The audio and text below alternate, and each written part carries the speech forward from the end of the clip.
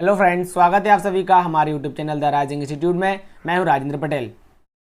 आज हम पढ़ने वाले हैं हमारा चैप्टर नंबर 3, जिसका नाम है दो चरों वाले रैखिक समीकरण। दो चरों वाले रैखिक समीकरण होते क्या हैं, हम इनको कैसे परिभाषित करेंगे, चलिए इसको समझ लेते हैं। जैसा कि इसके नाम से ही स्पष्ट है, दो चर अर्थात हमारे जो समीकरण होंगे, जो भी समीकरण होंगे उनमें क्या होंगे, मिनिमम दो चर तो होंगे ही होंगे। और चर को हम समझ सकते हैं, चर होते क्या है हमारे, एक्स वाई जेड जो भी हमारे होते हैं वो सारे क्या होते हैं, चर होते हैं। अब समीकरण है तो आपके दो इक्वेशन होंगी यहाँ पर, मतलब जो जीरो के इक्वल में, इनके इक्वल में क्या होगा, जीरो जरूर होगा। इस प्रकार से हम उनको क्या कहेंगे, रैखिक समीकरण युग्म कहेंगे। तो इनकी जो परिभाषा बनेगी वो इस प्रकार बन सकती है कि दो ऐसे रैखिक समीकरण जिनके पास दो समान चर उपस्थित होते हैं वो क्या कहलाते हैं, हमारे दो चर वाले रैखिक समीकरण युग्म कहलाते हैं। तो इनकी परिभाषा मैं आपको लिख देता हूं।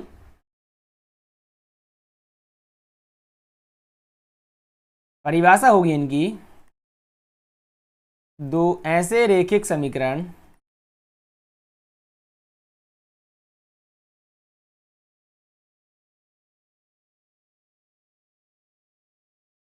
जिनके पास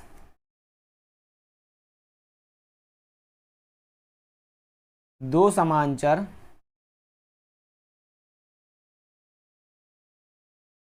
उपस्थित हो, दो चर वाले रैखिक समीकरण युग्म कहलाते हैं।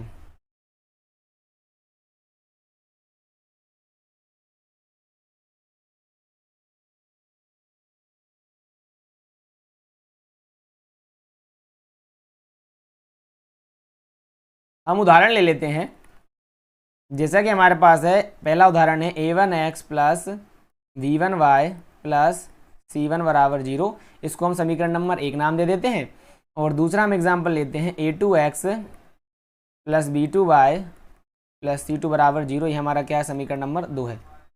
अब यहाँ पर देखिए, ये हमारे एक चर वाले रैखिक समीकरण है। अब रैखिक समीकरण इसका मतलब क्या होगा, यहाँ पर ये जो चर होंगे x और y हैं, इनकी उच्चतम घात क्या होनी चाहिए, 1 होनी चाहिए। क्या हमारे यहाँ पर चरों की उच्चतम घात 1 है, तो हाँ बिल्कुल है। x की पावर भी 1 है और y की पावर भी 1 है।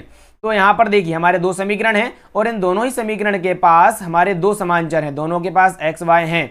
यहाँ पर भी x है, यहाँ पर x और यहाँ पर y और यहाँ पर y है। तो यहाँ पर देख लीजिए a1 a2 b1 b2 और c1 c2 क्या होता है, यहाँ पर a1 a2 b1 b2 c1 और c2, यहाँ पर ये सारी की सारी क्या है, वास्तविक संख्याएं होती हैं। क्या होती हैं, वास्तविक संख्याएं। और वास्तविक संख्याएं क्या होती है, हम हमारे अध्याय 1 में पढ़ चुके हैं। और x और y तो आप समझते लगे हैं कि x और y क्या होते हैं, हमारे चर पद होते हैं। ठीक है, तो ये हमारी क्या हो गई, दो चर वाले रैखिक समीकरण की परिभाषा हो गई। और ये हमने उदाहरण ले लिए, जिसकी वजह से हमने इसको समझने में आसानी हो गई कि हमारे दो चर वाले रैखिक समीकरण होते हैं तो होते क्या है। सिंपल सी बात ये है, दो ऐसे समीकरण होंगे, दो ऐसे रैखिक समीकरण होंगे जिनमें दो समान चर होंगे, वो हमारे क्या कहलाएंगे, दो चर वाले रैखिक समीकरण युग्म कहलाएं। तो इनके आगे का जो कॉन्सेप्ट है उसका जो हम समझ लेते हैं कि यदि हम दो चर वाले रैखिक समीकरण को किसी ग्राफ पेपर पर प्रदर्शित करते हैं तो इनमें क्या क्या कंडीशन हो सकती हैं, उनको हम समझ लेते हैं। देखिए यहाँ पर जो हमारे दो चर वाले रैखिक समीकरण युग्म होते हैं, इनके जो गुणांक होते हैं, उन गुणांकों के अनुपात की तुलना करने पर हम कुल 3 कंडीशन निकालते हैं। उन तीनों कंडीशन को एक एक करके समझ लेते हैं कि क्या क्या कंडीशन निकलती हैं। पहली कंडीशन निकलती है a1 अपॉन a2 बराबर नहीं होता है b1 अपॉन b2 के, जब x और y के गुणांकों का अनुपात आपस में बराबर नहीं होता है, तब हम एक पर कंडीशन निकलती है कि ये जो रैखिक समीकरण होते हैं, जो रेखाएं होती हैं, वो एक दूसरे को क्या करती हैं, प्रतिच्छेद करती हैं किसी ना किसी बिंदु पर। रेखाएं हमारी प्रतिच्छेदी होती हैं। जब रेखाएं प्रतिच्छेदी होती हैं तो उस कंडीशन में ये जो आपके दो चर वाले रैखिक समीकरण युग्म होते हैं, इसका एक अद्वितीय हल होता है। इस कंडीशन में इसका एक अद्वितीय हल होता है, मतलब x और y के केवल एक एक मान निकलेंगे। अब कंडीशन दूसरी क्या होती है, अब इस कंडीशनों को हम यदि रेखाओं के द्वारा प्रदर्शित करेंगे तो वो इस तरीके से प्रदर्शित कर सकते हैं। हमारी एक रेखा ये थी और हमारी एक रेखा ये थी, इन्होंने एक दूसरे को एक बिंदु किसी ना किसी पॉइंट पर प्रतिच्छेद जरूर किया है। सेकंड कंडीशन निकल कर आती है हमारी a1 upon a2 is equals to V1/V2 equals to आ जाए हमारा C1/C2। मतलब हमारे A1 B1 C1 और A2 B2 और C2 के जो अनुपात हैं वो तीनों के तीनों जो अनुपात हमारे क्या हों, एक दूसरे के बराबर होते हैं। तो यहाँ पर जो कंडीशन निकल कर आती है कि जो रेखाएं होती हैं वो हमारी क्या होती हैं, संपाती होती हैं। रेखाएं हमारी संपाती होती हैं। रेखाएं संपाती होने से हमारा ये मतलब है कि मान के चलिए मैंने कोई एक रेखा खींची है, ये हमारी क्या रेखा पहली थी। अब इसी रेखा के ऊपर हमारी जो दूसरी रेखा है, इसी रेखा के ऊपर हमारी क्या रेखा आ जाए, वो जो दूसरी वाली रेखा है वो रेखा आ जाए, तब इस कंडीशन को हम कहते हैं कि हमारी जो रेखाएं हैं वो क्या है, हमारी संपाती होती हैं। जब रेखाएं संपाती होती हैं तो इस परिस्थिति में हमारे यहाँ पर जो दो चर वाले रेखिक समीकरण युग्म होते हैं उनके अनंतः अनेक हल होते हैं, अनंतः अनेक हल होते हैं।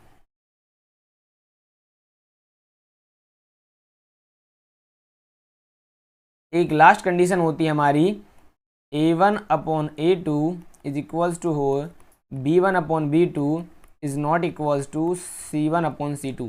जब हमारी ये कंडीशन निकलती है कि हमारे x और y के गुणांकों के अनुपात तो आपस में बराबर होते हैं, परंतु इनके जो अनुपात होते हैं वो तीसरे वाले पद C1 और C2 का जो अनुपात होता है उसके बराबर नहीं होते हैं। इस परिस्थिति में हमारी जो रेखाएं होती हैं वो हमारी क्या होती हैं, समांतर होती हैं। रेखाएं समांतर होती हैं। रेखाओं समांतर जब होती हैं जब वो एक दूसरे के साथ साथ चलें पर एक दूसरे को कभी भी प्रतिच्छेद ना करें। जैसे कि मैंने यहाँ पर ये जो रेखाएं खींच दी हैं, हमारी ये रेखा क्या है, पहली है, और ये हमारी रेखा क्या है, दूसरी है। ये एक दूसरे के हमेशा समांतर रहेंगी और इनके बीच की दूरी भी हमेशा क्या होगी, बराबर होगी। तभी हम इनको क्या कहते हैं, ये हमारी समांतर रेखाएं होती हैं। जब हमारे दो चर वाले रेखिक समीकरण युग्म ग्राफ पेपर में समांतर रेखाएं प्रदर्शित करते हैं तो इस कंडीशन में यहां पर इनका कोई हल नहीं होता, कोई हल नहीं होता है। ठीक है, तो यहां से एक पॉइंट और निकल कर आता है कि जब दो चर वाले रेखिक समीकरण युग्म का एक अद्वितीय हल होता है तो इन समीकरणों को हम संगत युग्म कहते हैं, और जब इनका कोई हल नहीं होता है तो ये असंगत युग्म कहलाते हैं। इन दोनों कंडीशन में एक अद्वितीय हल होगा तब भी ये संगत होंगे, अनंत अनेक हल होंगे तब भी ये संगत होंगे। कंडीशन सिर्फ एक बात याद रखना, जब इनका कोई हल नहीं होता है तो वे असंगत युग्म कहलाते हैं।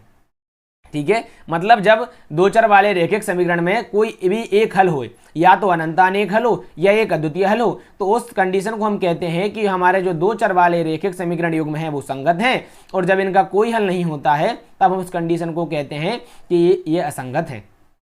चलिए अब हमारी प्रश्नावली पर चलते हैं कि हमारे किस प्रकार हमें क्वेश्चन सॉल्व करने हैं वो देख लेते हैं।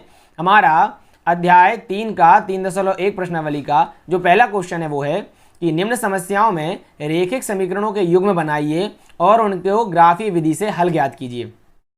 हमको इनके क्या बनाने हैं, रेखिक समीकरण युग्म बनाने हैं और उनको ग्राफ विधि से हल करना है। तो देखते हैं पहला क्वेश्चन क्या है हमारा। पहला क्वेश्चन है, कक्षा 10 के 10 विद्यार्थियों ने एक गणित की पहली प्रतियोगिता में भाग लिया। यदि लड़कियों की संख्या लड़कों की संख्या से 4 अधिक हो तो प्रतियोगिता में भाग लिए लड़कों और लड़कियों की संख्या ज्ञात कीजिए। यहाँ पर देखिए कुल दो कंडीशन है। पहली कंडीशन क्या है कि कुल विद्यार्थी कितने हैं, हमारे पास 10 हैं जिन्होंने पहली की प्रतियोगिता में भाग लिया, और दूसरी कंडीशन हमारे पास है कि जो लड़कियों की संख्या है वो लड़कों की संख्या से हमारी 4 ज़्यादा है। तो हमें लड़कों और लड़कियों की संख्या ज्ञात करनी है। तो देखिए इस प्रश्न को कैसे सॉल्व करेंगे। सबसे पहले हम लिखेंगे हल। माना कि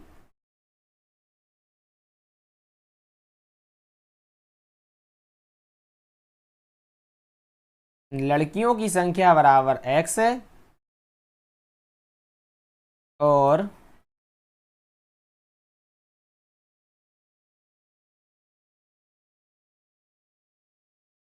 लड़कों की संख्या बराबर y है। तब हम लिखेंगे प्रश्न अनुसार।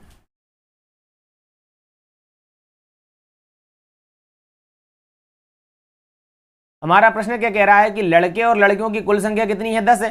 तो हम लिख सकते हैं x + y बराबर 10। ये हमारी क्या बन जाएगी, समीकरण 1 बन जाएगा। अब स्थिति दूसरी क्या कहती है, स्थिति दूसरी हमारी क्या कहती है उसको देख लेते हैं। स्थिति 2 में ये बोल रहा है कि जो लड़कियों की संख्या और लड़कों की संख्या से 4 ज़्यादा है। देखिए जब भी आपको ऐसा देखा मिल जाए कि लड़कों की संख्या से 4 ज़्यादा है या 4 कम है, तो इसका सिंपल सा ये मतलब होता है कि लड़कियों की संख्या और लड़कों की संख्या में 4 का अंतर है। मतलब यहां से अंतर निकल कर पता चलता है, जब भी कम ज़्यादा देखे तो हम क्या मानना है उसका, उन दोनों के बीच में अंतर दिया रखा है। तब हमारी सेकेंड कंडीशन बन जाएगी x माइनस बाय बराबर हमारी क्या बन जाएगी 4। ये हमारी बन जाएगी समीकरण नंबर 2। हमने क्या देखा, देखो क्वेश्चन बोल रहा था लड़कियों की संख्या लड़कों की संख्या से 4 ज़्यादा है, तो हमने आपको क्या बताया, जब भी ऐसा दिख जाए ज़्यादा या कम देखने को मिले कितना भी नंबर में, तो वहां पर हम उसको क्या मान के चलेंगे, अंतर मान के चलेंगे कि यहाँ पर लड़कियों और लड़कों की संख्या में जो है 4 का अंतर है। ठीक है, तो हमने हमारे जो क्वेश्चन दे रखा था उसके अकॉर्डिंग हमने रेखिक समीकरणों को बना लिए हैं। अब इनको ग्राफी विधि से जब हल करना है तो इनके लिए हमको तालिका बनानी पड़ेगी, मतलब x के मान और y के मान निकालने पड़ेंगे। तो देखिए समीकरण 1 के लिए हम तालिका बना लेते हैं। समीकरण 1 के लिए तालिका,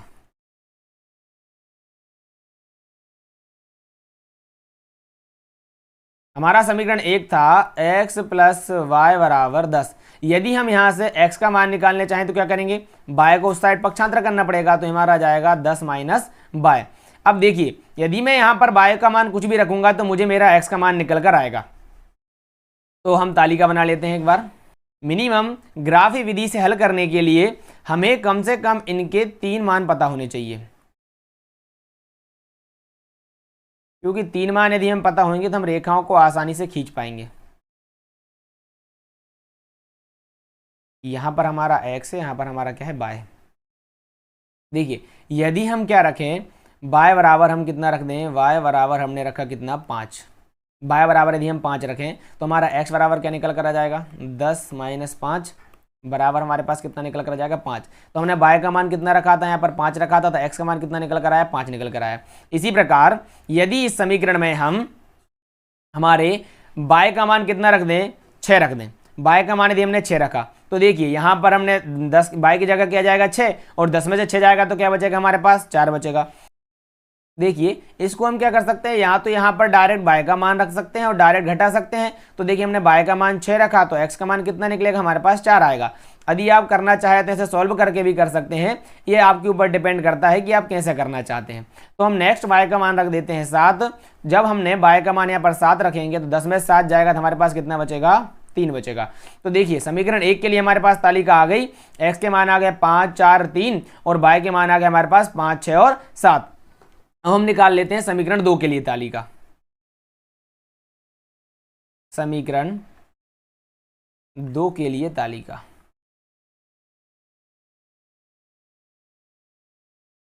हमारा समीकरण 2 था x माइनस वाई बराबर 4। यदि हमें यहाँ से x की वैल्यू निकालनी है तो y को उस साइड पक्षांतर करना पड़ेगा, तो हमारा आ जाएगा 4 प्लस y। इसके लिए हम तालिका बना लेते हैं। यहाँ पर हमारा x आ जाएगा और यहाँ पर हमारा y आ जाएगा। तो देखिए यदि यहाँ पर हम y का मान कितना रखें, 1 रखें, y का मान जब हमने 1 रखा तो यहाँ से x का मान क्या निकल कर आएगा हमें 4 प्लस 1, मतलब हमारे x का मान कितना निकल कर आया 5 निकल कर आ गया। x का मान कितना निकल कर आ गया 5 निकल कर आया। y का मान हमने 1 रखा तो x का मान हमें पास कितना निकल कर आया 5 निकल कर आया। यदि y का मान हम कितना रख दें, मान के चलिए 2 रख देते हैं, y का मान 2 रखेंगे तो 4 में 2 जोड़े जाएगा तो क्या जाएगा 6 आ जाएगा। y का मान यदि हम 3 रख दें तो यहाँ पर 4 में 3 जुड़ेगा तो हमारा x का मान क्या आ जाएगा 7 आ जाएगा। तो हमारे पास 2 तालिका आ गई हैं। एक हमने निकाल ली समीकरण 1 के लिए जो कि हमारे निकल कर आई है ये, और हमने एक निकाल ली है समीकरण 2 के लिए। अब हमारी ये जो तालिकाएं हैं इनको हमें जो है ग्राफ पेपर पर प्रदर्शित करना है। इन रेखाओं को जो हमने समीकरण बनाए हैं समीकरण 1 और समीकरण 2 को अब हम ग्राफ पेपर पर प्रदर्शित करेंगे कि किस प्रकार इनको हम ग्राफ पेपर पर प्रदर्शित करते हैं। तो यहाँ पर मैं लिख देता हूँ समीकरण 1 के लिए हमने जो तालिका बनाई थी, समीकरण 1 के लिए, और यहां पर हमने बनाई थी दूसरी समीकरण 2 के लिए।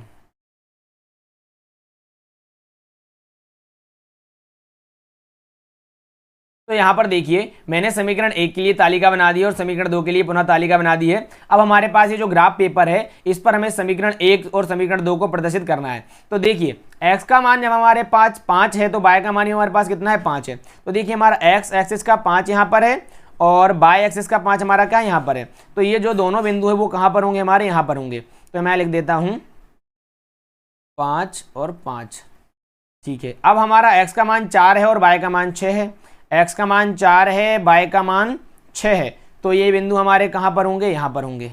ये बिंदु हमारा यहाँ पर होगा, जिसका नाम लिख दिया मैंने x का मान 4 और y का मान हमारा कितना है, 6। अब तीसरा पॉइंट है हमारा, x का मान 3 है और y का मान 7 है। x का मान 3 यहाँ पर है और y का मान 7 हमारा कहाँ पर है, यहाँ पर है।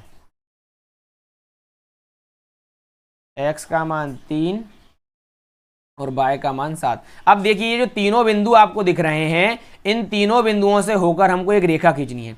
इन तीनों बिंदुओं से होकर हमें क्या खींचनी है, एक रेखा खींचनी है। तो हम रेखा खींच देते हैं।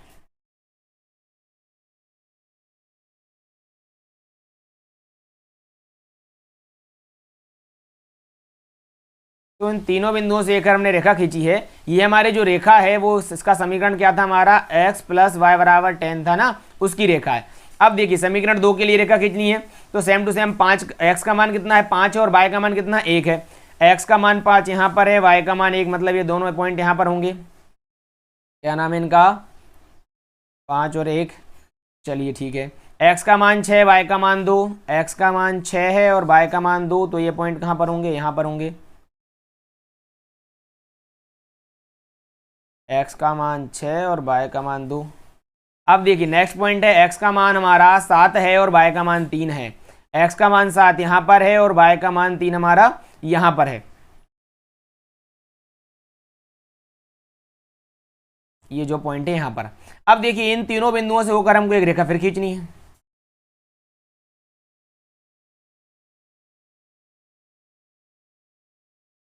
क्या मैं यहाँ पेन से खींच रहा हूँ, थोड़ी आड़ी टेढ़ी हो सकती है। अब जब स्केल से खींचेंगे तो बिल्कुल ये तीनों पॉइंटों को टच करती हुई जाएगी। तो ये हमारी जो रेखा है ये किस समीकरण की थी, ये हमारी थी x माइनस वाई बराबर 10। अब ये देखिए इन दोनों रेखाओं ने एक दूसरे को इस बिंदु पर प्रतिच्छेद किया है, इस बिंदु पर प्रतिच्छेद किया है, जहां पर देखिए x का मान कितना है 7 है और y का मान कितना है 3 है। हम लिखेंगे कि हम देखते हैं कि ग्राफ पेपर में जो समीकरण 1 है और जो समीकरण 2 है एक दूसरे को बिंदु 7 और 3 पर प्रतिच्छेद करते हैं। एक दूसरे को ग्राफ पेपर में देखने पर समीकरण 1 व समीकरण 2 एक दूसरे को बिंदु 7, 3 पर प्रतिच्छेद करते हैं।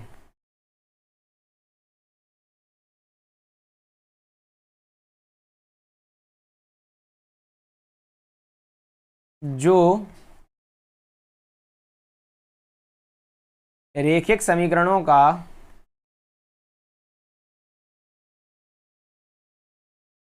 उभयनिष्ठ हल है।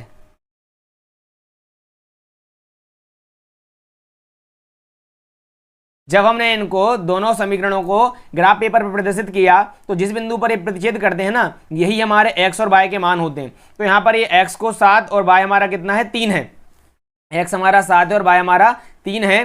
तो हम डायरेक्टली लिख देंगे अतः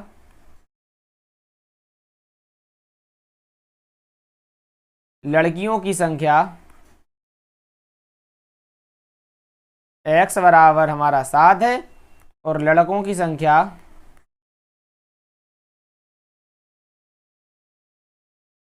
y बराबर हमारा कितना जाएगा 3 आ जाएगा। ये हमारे क्या हो जाएंगे, आंसर हो जाएंगे कि लड़कियों की संख्या 7 है और लड़कों की संख्या y है। इसी प्रकार हमको नेक्स्ट क्वेश्चन भी सॉल्व करना है। तो हमारा नेक्स्ट क्वेश्चन देख लेते हैं, वो क्या है। हमारा नेक्स्ट क्वेश्चन है 5 पेंसिल तथा 7 कलमों का कुल मूल्य 50 रुपए है, जबकि 7 पेंसिल तथा 5 कलमों का कुल मूल्य 46 रुपए है। एक पेंसिल का मूल्य तथा एक कलम का मूल्य ज्ञात करना है। हमको एक पेंसिल और एक कलम का मूल्य ज्ञात करना है। लिखेंगे हल। सबसे पहले हम लिखेंगे माना कि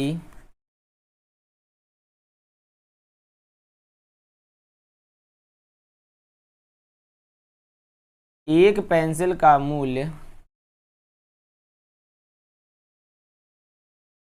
बराबर x रुपए तथा एक कलम का मूल्य बराबर हमारा 22 रुपये। हमने क्या कर लिया, यहाँ पर एक पेंसिल का मूल मान लिया और एक कलम का मूल मान लिया। तब हम लिखेंगे प्रश्न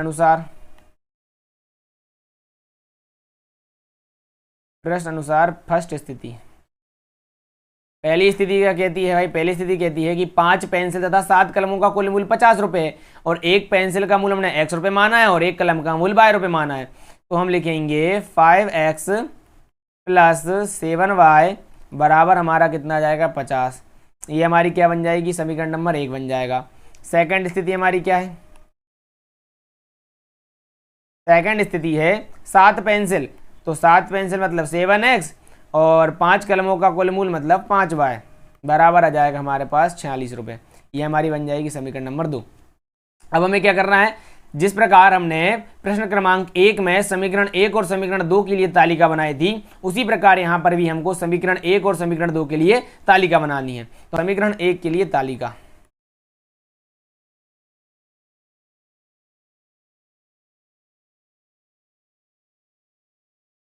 हमारा समीकरण 1 है 5x प्लस 7y बराबर 50। तो देखिए इसके लिए हम जब तालिका बनाएंगे तो क्या होगा, हमारे पास था समीकरण 5x प्लस 7y बराबर हमारे पास 50 है। हमें x का मान निकालना है, तो अदर जो मान होंगे उनको हम इस साइड क्या कर देंगे, पक्षांतर कर देंगे। तो हमारे पास यहाँ से निकला जाएगा 50 माइनस का 7y, और देखिए प्लस का 7y था, इधर जाएगा तो माइनस में, और ये 5 गुणा में था तो इधर काय में जाएगा, भाग में जाएगा। तो इस वाले समीकरण युग में जब हम y के मान रखेंगे तो हमें किसके मान निकल कर आएंगे, x के मान निकल कर आएंगे। तो हम तालिका बना लेते हैं। देखिए यदि मैं यहाँ पर y का मान 5 रख दूँ, y का मान 5 रखूँ तो मेरे पास x का मान क्या निकल कर आएगा, 50 माइनस का 7 गुणा 5 बटे क्या जाएगा 5। तो यहाँ पर देखिए 50 में से 7 पन्ने 35, तो 50 में से 35 जाएगा तो हमारे पास कितना बचेगा 15। 15 में 5 का भाग लगाएंगे तो हमारे पास ये निकल कर आ जाएगा 3। x का मान कितना निकल कर आ जाएगा 3। यहाँ पर हमारा x है, यहाँ पर y है। जब y का मान हमने 5 रखा तो x का मान हमारे पास कितना निकल कर आया, 3 निकल कर आया। अब देखिए यदि मैं यहाँ पर y का मान कितना रख दूँ, 0 रख दूँ। y का मान जब मैं 0 रखूंगा तो ये ऊपर वाला तो पूरा टर्म 0 हो जाएगा, और 50 में जब 5 का भाग जाएगा तो हमारा कितने बार जाएगा, 10 बार जाएगा। मतलब x का मान कितना निकल कर आएगा, हमारे पास 10 निकल कर आएगा। अब यदि क्या हो, मैं यहाँ पर हमारे y का जो मान है वो कितना रख दूं, 10 रख दूं। y का मान कितना रख दूं, 10 रख दूं। y का मान 10 रखेंगे तो 10 का 7 में गुणा करेंगे तो 70, माइनस का 70 आ जाएगा, प्लस की संख्या 50 है तो माइनस की संख्या बड़ी है, माइनस के 70 में से प्लस का 50 जाएगा तो हमारे पास क्या आएगा भाई, यहाँ पर माइनस का 20 मिलेगा, और माइनस के 20 में जब 5 का भाग लगाएंगे तो हमारे पास क्या निकल कर आएगा, x का मान माइनस का 4 निकल कर आ जाएगा। तो ये तो किसके लिए हो गया, समीकरण 1 के लिए हो गया। अब हम समीकरण 2 के लिए बना लेते हैं। हमारा समीकरण 2 है 7x प्लस 5y बराबर 46। तो यहाँ पर भी हमको किसका मान निकाल लेते हैं, x का मान निकाल लेते हैं। तो x का मान निकालने के लिए हमें क्या करना पड़ेगा, जो 5y उसको साइड पक्षांतर करना पड़ेगा। तो 7x बराबर आ जाएगा 46 माइनस का 5y। अब x की वैल्यू पुनः निकालनी है तो 7 का फिर पक्षांतर करना पड़ेगा, तो इधर आ जाएगा 46 माइनस का 5y अपॉन में आ जाएगा 7। तो इसके लिए जो तालिका बनेगी वो हमारी इसके मान पर डिपेंड करेगी। किसके मान पर डिपेंड करेगी, y के मान पर निर्भर करेगी कि x का मान क्या होगा। अब देखिए हम यहाँ पर y का मान क्या रखें जिससे कि हमें x का मान निकल कर आए, तो आप कुछ भी एज्यूम कर सकते हैं। ऐसी संख्या एज्यूम करिए जिससे कि आपको कैलकुलेशन करने में क्या हो, आसानी हो। जैसे कि यदि मैं यहाँ पर y का मान माइनस का 2 एज्यूम करूँ, y का मान क्या करूँ, 2 रख माइनस का 2 रख के देखूँ, तो x का मान मुझे मिलेगा 46 माइनस का 5 इंटू माइनस का 2 अपॉन में क्या जाएगा 7। इसको आगे सोल्व करेंगे तो 46 माइनस माइनस प्लस और 5 दूनी 10 हो जाएगा, अपॉन में कितना जाएगा 7। तो 46 और 10 कितना हो जाएगा हमारा 56, और 56 बटे कितना जाएगा 7। तो 56 में जब 7 से भाग लगाते हैं तो हमारा 8 बार जाएगा। तो जब हमने y का मान कितना रखा, -2 रखा, तो हमारे पास x का मान कितना निकल कर आया, 8 निकल कर आया। और जब हम y का मान हमारे पास 5 रखेंगे तो x का मान हमारे पास निकल कर आ जाएगा 3, और y का मान जब हम 12 रखेंगे तो हमारे पास जो x का मान है वो निकल कर आ जाएगा -2। तो देखिए इस प्रकार आप सॉल्व करके भी देख सकते हैं, और यदि आपको डायरेक्ट निकालना आता तो आप डायरेक्ट भी निकाल सकते हैं। तो हमने यहाँ पर समीकरण 1 और समीकरण 2 के लिए तालिका बना ली है। अब हम ग्राफ पेपर की तरफ चलते हैं कि हमें ग्राफ पेपर पर इनको किस प्रकार प्रदर्शित करना है। देखिए यहाँ पर हमने समीकरण 1 के लिए जो तालिका थी वो ड्राइव कर ली है और समीकरण 2 के लिए जो तालिका थी वो ड्राइव कर ली है। अब हम इनको ग्राफ पेपर पर प्रदर्शित करेंगे। तो देखिए पहली कंडीशन में x का मान जब 3 है तो y का मान कितना है 5। हमारा x कहाँ है भाई, x हमारा ये 3 है और हमारा y कितना है 5, तो हमारा y कहाँ पर 5 यहाँ पर। ये तो हमारा पहला बिंदु आ जाएगा, ये हमारा पहला बिंदु आ गया। दूसरा बिंदु है x का मान 10 है तो y का मान 0, तो केवल हमें किसका मान देखना है, x का मान देखना है। x का मान कितना है हमारे पास 10, तो x का मान 10 हमारे पास यहीं कहीं होगा। ये हमारा क्या हो जाएगा x का मान, और y का मान 0 है तो ये जो पॉइंट रहेगा यही पॉइंट होगा हमारा 10 0। तीसरा जो पॉइंट है वो है x का मान हमारे पास -4 है और y का मान 10 है। x का मान हमारे पास -4 है और y का मान हमारे पास कितना है 10, तो x का मान -4 यहाँ पर है और y का मान 10 कहाँ होगा, यहाँ कहीं ऊपर होगा।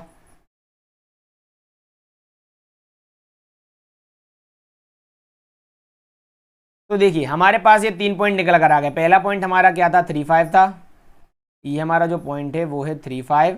ये वाला हमारा जो पॉइंट है वो है हमारा 10 0 और ये हमारा पॉइंट है वो है -4 और 10। तो इन तीनों पॉइंटों से होकर हमको एक लाइन खींचनी है, एक रेखा खींचनी है। देखिए यहाँ पर हमारे जो तीनों पॉइंट थे इनसे होकर हमने एक लाइन खींच ली। इस लाइन का जो नाम है हमारा वो है, का नाम है हमारा 5x + 7y बराबर हमारा कितना है 50। अब देखिए दूसरे वाली लाइन खींच लेते हैं हम। दूसरे वाली लाइन पे है x हमारा 8 है तो y हमारा कितना है -2 है, तो x हमारा कितना 8 कहाँ दिख रहा है आपको, यहाँ दिख रहा है, और y -2 है मतलब ये पॉइंट कहाँ पर होगा, यहाँ पर आएगा हमारा ये पॉइंट। नेक्स्ट में x 3 है तो y 5 है, x 3 है तो y हमारा कितना है 5 है, x हमारा ये 3 है तो y हमारा 5 कहाँ पर, इसी पॉइंट पर है। देखिए x हमारा यहाँ पर -2 है तो हमारा जो y 12 होगा वो यहाँ कहीं ऊपर होगा, हमारा जो y होगा कहाँ होगा, यहीं कहीं ऊपर होगा।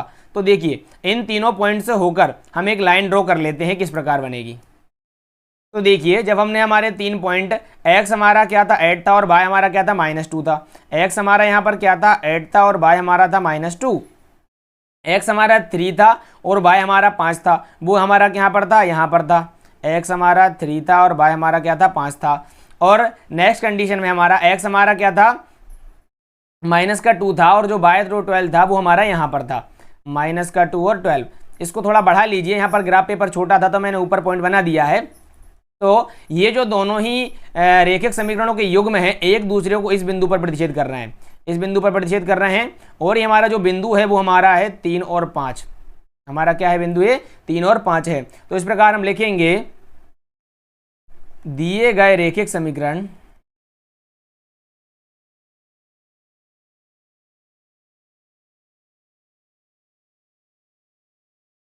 एक दूसरे को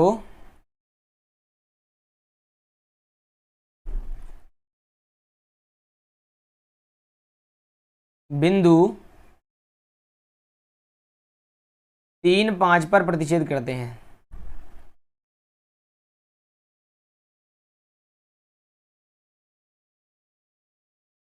अतः यह इनका उभयनिष्ठ हल होगा।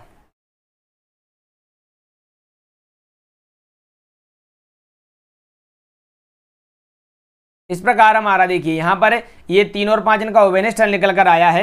इसका मतलब हो जाएगा अतः एक पेंसिल का मूल्य x बराबर हमारा 3 रुपये आ जाएगा और एक कलम का मूल्य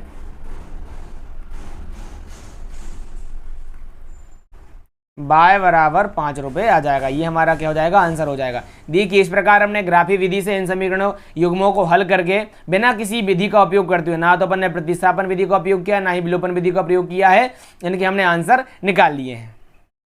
तो फ्रेंड्स आज हमने देखा कि किस प्रकार हम ग्राफी विधि के द्वारा रेखिक समीकरण युग्मों को हल कर सकते हैं और उनके मान को x और y के मान को आसानी से प्राप्त कर सकते हैं। हमारा क्वेश्चन नंबर 2 के जो आगे के क्वेश्चन हैं वो हम नेक्स्ट वीडियो में सॉल्व करेंगे। यदि वीडियो पसंद आई हो तो वीडियो को लाइक करें, चैनल को सब्सक्राइब करें और दोस्तों के साथ शेयर करना ना भूलें। मिलते हैं नेक्स्ट वीडियो में, जब तक के लिए जय हिंद।